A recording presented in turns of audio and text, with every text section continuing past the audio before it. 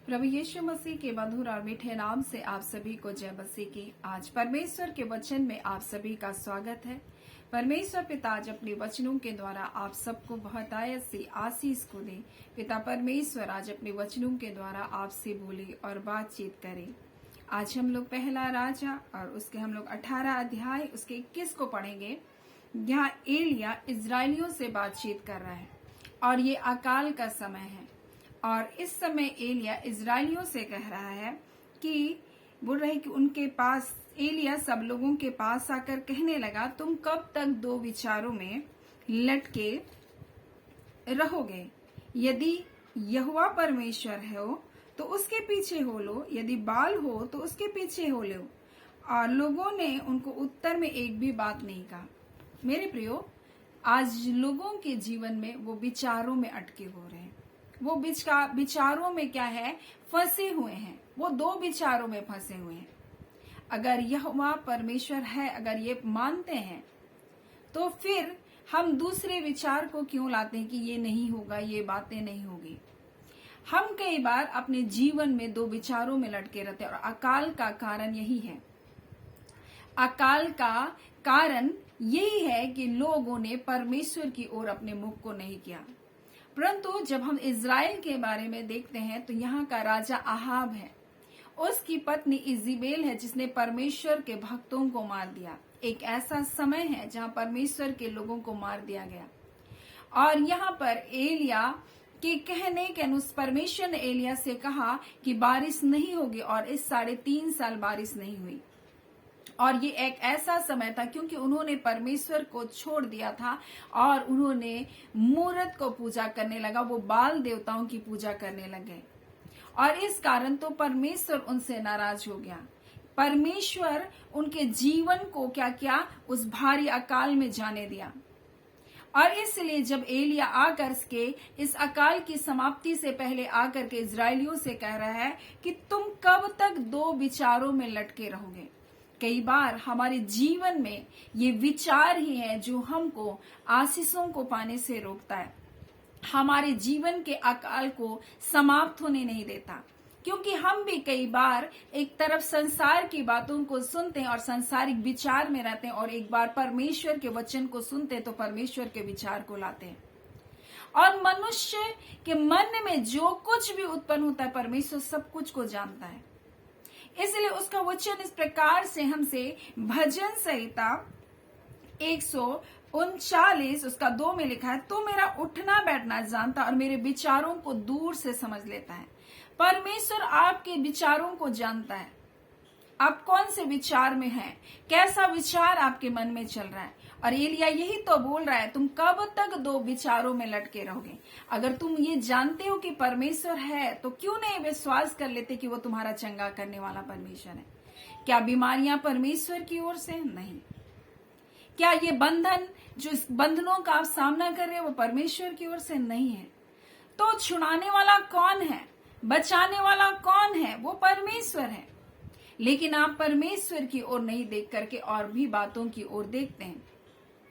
परमेश्वर का वचन हमसे क्या कहता है? परमेश्वर का वचन क्या है?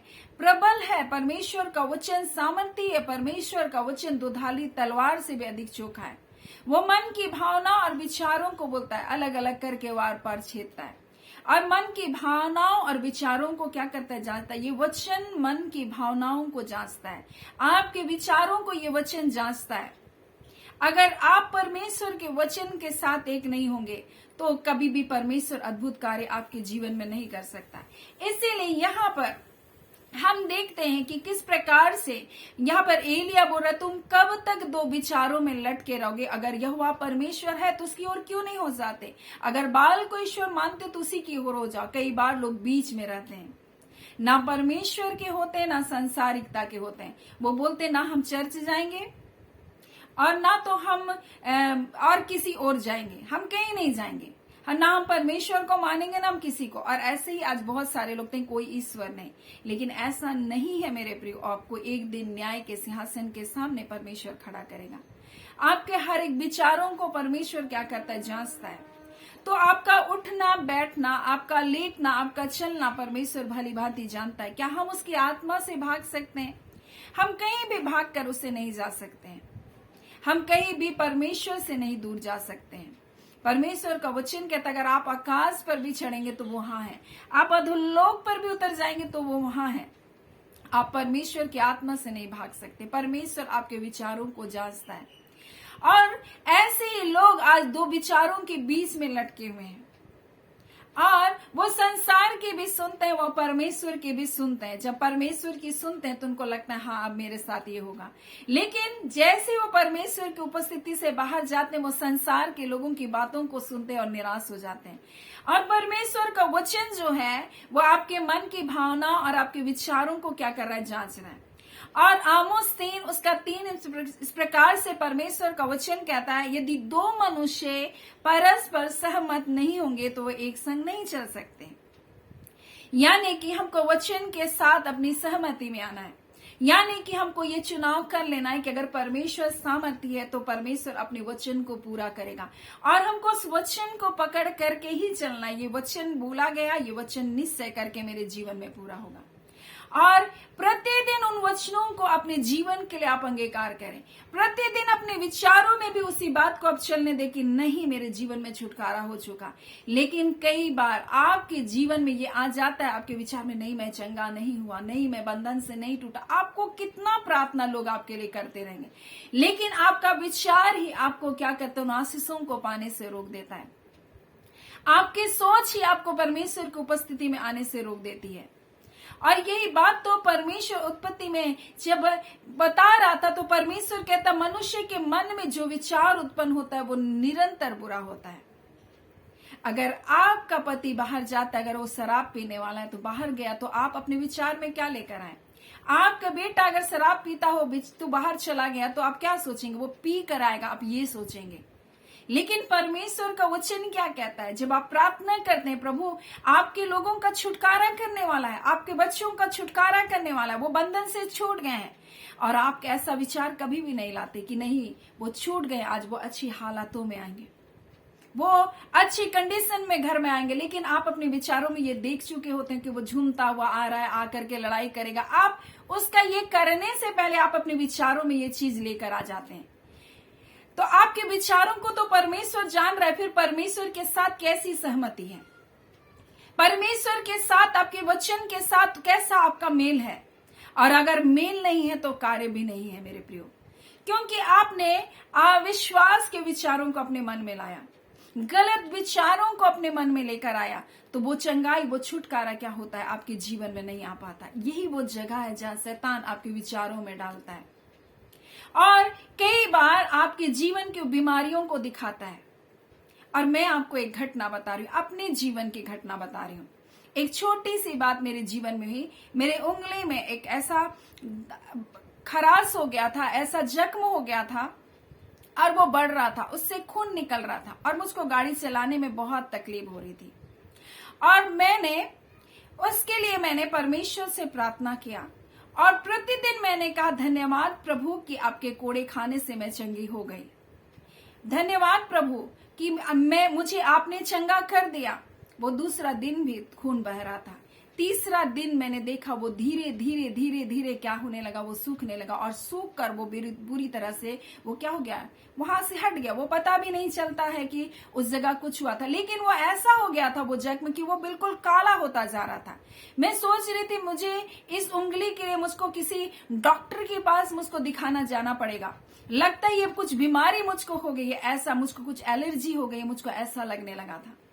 और तब मैंने सोचा कि मेरा प्रभु यीशु मसीह तो मेरा चंगा करने वाला, मैं क्यों जाऊं किसी के पास। और मैंने प्रतिदिन उस वचन को अपने जीवन के लिए अंगीकार करने लगा। मैं धन्यवाद बोलने लगी, और मैंने देखा कि वो दिन प्रतिदिन वो क्या क्या सूखता गया और खत्म हो गया। कई बार आपके जीवन में भी आपको कुछ बीमारियां ऐसी दिखाई दे रही होगी। आप बस प्रार्थना कीजिए, और प्रतिदिन आप अपने जीवन में उस वचन को लेकर के क्लेम कीजिए, उस वचन के लिए बोल करके आप उसके लिए धन्यवाद देना प्रारंभ कीजिए। वो आपके जीवन से हट जाएगा। लेकिन आप 2 दिन 3 दिन के बाद आपके और विचार आ जाते हैं। शैतान आपके मन में ऐसा विचार डालता है, नहीं तुझे यहां जाना होगा, तुमको ये करना होगा, वो करना होगा। लेकिन आप परमेश्वर के वचन के ऊपर अविश्वास कर देते हैं। आपके मन में ऐसा विचार को शैतान डालता है, आज यही बात एलिया इस्राएली लोगों से कह रहा है, क्योंकि उन्होंने परमेश्वर को भी छोड़ दिया है और संसारिकता में भी वो अपने जीवन को जी रहे हैं और अभी वो निर्णय नहीं कर पा रहे कि उनको कहाँ जाना है, क्या करना है। लेकिन जैसे ही आप परमेश्वर के हाथों में अपने जीवन को समर्पित करते हैं, मैं आपसे कहना चाहती हूँ, शैतान का हाथ जो आपकी ओर बढ़ा है वो सूख जाएगा। शैतान जो आपको दौड़ा रहा है, आपको भगा रहा है, उसका हाथ आपकी ओर जो बढ़ा है वो सूख जाएगा। मेरे प्रियो, जब आप प्रभु के निकटता में, परमेश्वर की उपस्थिति में आ जाते हैं, जब अपना समर्पण को आप दे देते हैं, जब अपने परिवार को परमेश्वर के हाथों में सौंपते हैं, जब अपने बच्चों को परमेश्वर के हाथों में सौंपते हैं, उसी घड़ी शत्रु का जो हाथ आपके जीवन में बढ़ा है वो क्या होता है, सूख जाता है। वो आपको छू भी नहीं पाएगा मेरे प्रियो। और आज मैं आपसे कहना चाहती हूँ, आप अपने विचारों में ये ना लेकर आए कि ये मेरे साथ नहीं होगा या ये चंगाई मेरे साथ नहीं होगा, परंतु परमेश्वर के वचन के ऊपर विश्वास करें। और यही बात तो परमेश्वर का वचन हमसे कहता है। और जब हम लोग पहला यूहन्ना 5:8 को पढ़ते हैं तो इस प्रकार से परमेश्वर का वचन हमसे कहता है कि यही है वह जो पानी और लहू के द्वारा आया, अर्थात यीशु मसीह पानी और लहू के द्वारा आया, और न केवल पानी के द्वारा वरन पानी और लहू दोनों के द्वारा आया। और जो गवाही देता है वो आत्मा, और आत्मा सत्य है, और आत्मा, पानी और लहू तीनों एक ही बात पर सहमत है। और यीशु मसीह के आगमन की गवाही को देता है, और गवाही यह है कि परमेश्वर ने हमको अनंत जीवन दिया, और यह जीवन उसके बेटे यीशु मसीह में है, बोल रहा है। और यीशु मसीह में, उसके पुत्र में ये जीवन है, बोलता है। ये अनंत जीवन उसके बेटे यीशु मसीह में है। और आज हम क्यों इधर उधर भटक रहे हैं, हम क्यों इधर उधर की बातों में जा रहे हैं? क्योंकि आत्मा भी गवाही दे रहा है, पानी भी गवाही दे रहा है, और यीशु का लहू भी गवाही देता है। और यीशु का लहू ही हमें सर्वबाहर प्रकार के बंधनों से क्या करता है, आजाद कर रहा है। ये वो वचन है जो हमारा छुटकारा देता है, ये वो जल है जो हमारा छुटकारा करता है, ये वो वचन है। और तीनों एक ही बात पर सहमत हैं और गवाही दे रहे हैं कि यीशु मसीह परमेश्वर का पुत्र है। और अनंत जीवन ये है कि यीशु परमेश्वर का पुत्र है, और जिसके पास पुत्र है उसके पास जीवन है। मेरे प्रियो, आपके पास वचन है। क्या आप परमेश्वर की सहमति में आएंगे? क्या आप अपने विचारों को, जो व्यर्थ विचार, उसको हटाकर आप परमेश्वर के विचार में आएंगे? क्योंकि उसके बेटे यीशु मसीह में जीवन है, और जिसके पास परमेश्वर का पुत्र नहीं है उसके पास जीवन भी नहीं है। और इसीलिए तो एलिया लोगों से कह रहा है, तुम कब तक दो विचारों में लटके रहोगे? अगर तुम्हारा परमेश्वर यहोवा है तो तुम क्यों नहीं उसकी ओर हो जाते? आज हमको सहमति में आने की आवश्यकता है, परमेश्वर के साथ, उसके वचन के साथ, उसके लहू के साथ, उसकी आत्मा के साथ। और जब हम उसकी आत्मा के साथ जब सहमति में आएंगे, परमेश्वर हमारे जीवन में अद्भुत कार्य को करेगा, अद्भुत छुटकारे को लेकर आएगा। और यही तो परमेश्वर आज अपने वचन के द्वारा में बताना चाहता। आज आपके विचार में क्या है? अपने विचारों को जांचें। अगर आपके विचार में व्यर्थ बातें तो आज उनको हटाए, और आप ये जाने कि उसके बेटे यीशु मसीह में जीवन है, और वही अनंत जीवन को देने के लिए आया। और परमेश्वर का वचन कहता है, वह गवाही यह है कि परमेश्वर ने हमें अनंत जीवन दिया है, और अनंत ये जीवन उसके पुत्र में है। और जिसके पास पुत्र है उसके पास जीवन है, और जिसके पास परमेश्वर का पुत्र नहीं उसके पास जीवन भी नहीं है। मेरे प्रियो, और आज आपको चुनाव करना है, कौन से विचारों में आप लटके हैं। अगर आपको चुनाव करने का निर्णय है तो आप आज चुनाव कर सकते हैं, और जो उसको जीवन चाहिए उसके बेटे का चुनाव को करेंगे। क्योंकि परमेश्वर का वचन यही कहता है, जितनों ने उसको ग्रहण किया, परमेश्वर ने उसके पुत्र होने का क्या दिया, अधिकार दे दिया। परमेश्वर का वचन कहता है, जो कोई उस पर विश्वास करेगा वो नाश नहीं होगा परंतु अनंत जीवन को पाएगा। इस पृथ्वी के बाद का जीवन को भी देने के लिए बुलाया। सो आज परमेश्वर पिता इन वचनों के द्वारा आप सबको बहुत आयत से आशीष को दे। आमीन। आइए हम प्रार्थना करेंगे। धन्यवाद देते हैं जीवते सच्चे सामर्थी पिता परमेश्वर। प्रभु यीशु मसीह के मधुर मीठे नाम से अबा परमेश्वर आपके निकटता, आपकी हुजूरी में आते हैं। सचमुच परमेश्वर आप महान है, अद्भुत है पिता। अद्भुत कार्य को अपने लोगों के जीवन में करते हैं पिता, आपका धन्यवाद। खुदावन परमेश्वर पिता, हम इस घड़ी प्रार्थना करते हैं पिता, जितने लोगों ने परमेश्वर पिता अपने प्रार्थना निवेदनों को दिया कि हमारे लिए प्रार्थना करें। आज हम एक एक भाई बहनों के लिए प्रार्थना करते हैं खुदावन परमेश्वर, जो पिता परमेश्वर व्हाट्सएप के द्वारा परमेश्वर पिता मैसेज के द्वारा परमेश्वर पिता, हाँ खुदावन परमेश्वर यूट्यूब मैसेज के द्वारा प्रभु जी अपने प्रार्थना निवेदनों को दिए। खुदावन एक एक के जीवन के लिए हम प्रार्थना करते हैं खुदावन, जो लोग परमेश्वर प्रभु जी आज व्यर्थ विचारों को शैतान ने उनके जीवन में डालकर रखा, हर बंधन यीशु के नाम से टूट जाने पाए। अंधकार की शक्तियां इनके जीवनों को छोड़कर जाए, इनके विचार यीशु के नाम से आजाद किए जाए। और जैसा आपका वचन कहता है, और मसीह यीशु आपकी शांति, परमेश्वर आपकी शांति इनके मन, इनके हृदय, इनके विचारों को मसीह यीशु में सुरक्षित रखने पाए। खुदावन परमेश्वर, कोई व्यर्थ बातें, कोई व्यर्थ चिंताएं, कोई घबराहट, कोई पिता परमेश्वर निराशा की बातें इनके विचारों पर कब्जा ना करने पाए, परंतु ये जाने की मसीह यीशु में ये जीवन से बढ़कर है, ये आशीषित है पिता परमेश्वर। हाँ पिता परमेश्वर, ये भलाइयों को देखने के लिए परमेश्वर आपके निकटता में आए हैं खुदान, क्योंकि हमारा परमेश्वर तो भला है प्रभु जी, अपनी भलाइयों से अपने लोगों को तृप्त करता है। आप अपने बच्चों को आंसू नहीं देते, परंतु अपने बच्चों के आंसू को कुप्पी में रखते हैं। आप अपने बच्चों के आंसुओं का प्रतिफल को देते हैं। ऐ खुदान, आप प्रेमी परमेश्वर, इस बात को परमेश्वर लोग भली भांति जान ले खुदान, आप छुटकारा को करने वाले परमेश्वर हैं, अपने भलाइयों से अपने लोगों को तृप्त करने वाले परमेश्वर हैं। हम आपका धन्यवाद करते मेरे आबा, आपने अपने लोगों से पिता बोला और बातचीत किया, तमाम व्यर्थ बातें, तमाम गलत विचारें, तमाम भावनाएं यीशु के नाम से शत्रु की सारी युक्ति योजना इनके जीवन से तोड़ी जाए। हर वो कल्पनाएं, हर वो विचार जो मसीह यीशु आपकी पहचान से परे लेकर जाती है, हम यीशु के नाम से उनका खंडन करते हैं। ओ पिता परमेश्वर, ये आजादी को पाए, और पिता आपने जो जय छुटकारे को अपने लोगों को दे दिया, आपका धन्यवाद। चंगाइयों को दिया प्रभु, आपका धन्यवाद। हाँ पिता परमेश्वर, सूखे अंग में आपने जान को डाला प्रभु, आपका धन्यवाद। आपने परमेश्वर जो कान सुन नहीं पा रहे थे, उन कानों को अपने सुनने की ताकत को दिया प्रभु, आपका धन्यवाद। हाँ पिता, जो परिवार टूट गए थे उन परिवारों को आपने जोड़ दिया प्रभु, आपका धन्यवाद। प्यारे पिता परमेश्वर, आपका धन्यवाद करते हैं। हम आपको सारी आदर महिमा देते हैं पिता। जितने लोग प्रतिदिन सेवकाई में जुड़ते हैं प्रभु जी, हम एक एक भाई बहनों के लिए प्रार्थना करते हैं खुदावन, हर एक के जीवन में प्रभु आपकी आशीष, आपका अनुग्रह, आपकी सुरक्षा बने रहे।